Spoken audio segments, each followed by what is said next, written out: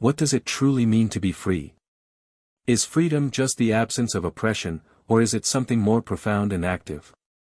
In On Freedom, Timothy Snyder challenges us to rethink the essence of liberty.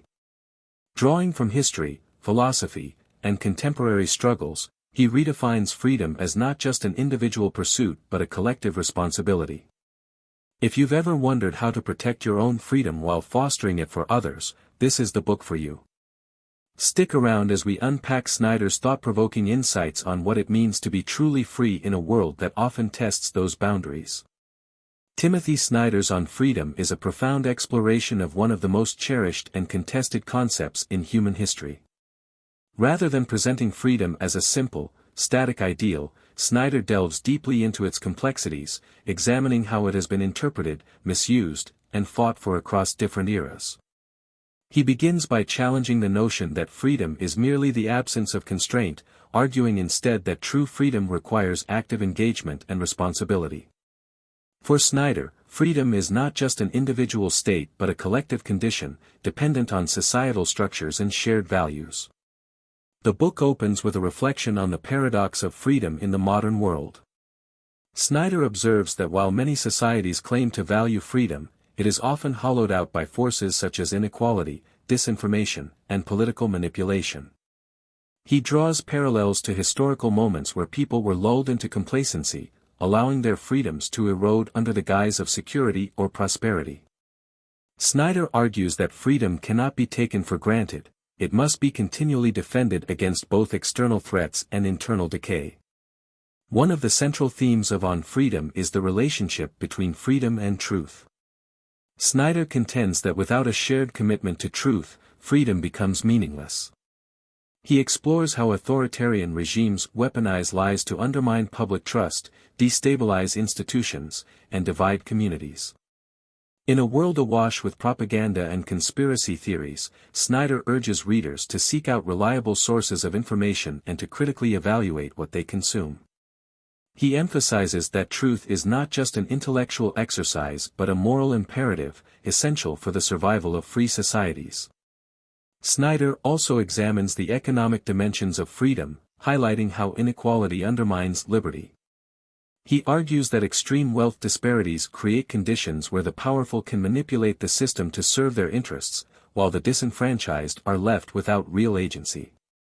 Drawing on examples from history, he shows how economic oppression has often gone hand in hand with political tyranny.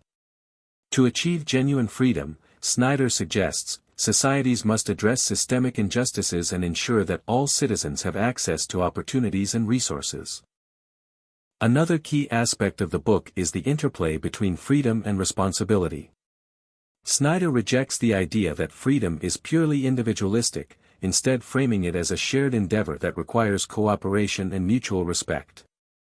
He draws on the philosophy of Hannah Arendt and other thinkers to argue that freedom is only meaningful when exercised in relation to others. This perspective challenges the libertarian notion of freedom as merely the absence of interference, emphasizing instead the importance of building relationships, institutions, and communities that enable everyone to thrive. Snyder also tackles the role of technology in shaping contemporary understandings of freedom. He warns that while digital tools have the potential to empower individuals, they can also be used to surveil, manipulate, and control. The rise of social media, he notes, has created echo chambers and fostered polarization, undermining the conditions necessary for constructive dialogue and democratic participation. Snyder calls for greater accountability from tech companies and advocates for policies that protect privacy and promote transparency. Education emerges as a recurring theme in On Freedom, with Snyder arguing that a well-informed and critically thinking citizenry is essential for preserving liberty. He laments the erosion of civic education and the rise of anti-intellectualism, which leave people vulnerable to manipulation and demagoguery.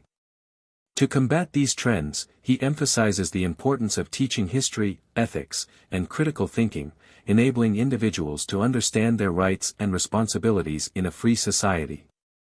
One of the most compelling sections of the book deals with the tension between freedom and fear. Snyder explains how fear has historically been used as a tool to justify repression, from the Red Scare in the United States to the rise of fascism in Europe. He argues that overcoming fear is a prerequisite for achieving true freedom, both individually and collectively.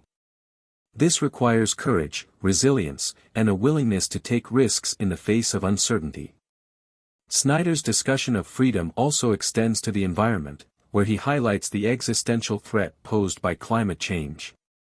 He argues that freedom cannot exist in a world where ecological collapse disrupts communities and exacerbates inequalities. Addressing the climate crisis, he suggests, is not just a matter of survival but also a moral obligation to future generations.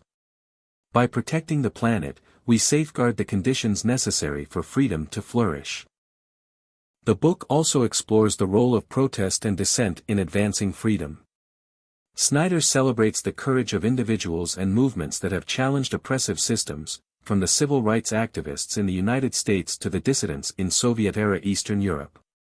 He emphasizes that freedom is often won through collective struggle and that standing up for justice, even in the face of adversity, is an essential act of resistance. Snyder does not shy away from discussing the darker side of freedom, including its potential to be exploited for selfish or destructive ends. He critiques the notion of freedom as license, where individuals prioritize their desires over the common good, leading to chaos and harm. True freedom, he argues, requires a balance between rights and responsibilities, ensuring that individual actions contribute to, rather than detract from, the well-being of others. The book concludes with a call to action, urging readers to embrace a proactive and ethical vision of freedom. Snyder emphasizes that freedom is not a gift but a task, one that requires vigilance, effort, and sacrifice. He challenges readers to think critically about their own assumptions and to take meaningful steps to protect and expand freedom in their communities. In On Freedom, Timothy Snyder offers a powerful and nuanced exploration of what it means to be free in an increasingly complex and interconnected world. By drawing on history, philosophy, and contemporary challenges, he provides a roadmap for resisting tyranny, fostering solidarity, and building a more just and equitable society. The book is both a warning and a source of hope, reminding us that freedom is not only possible but worth fighting for.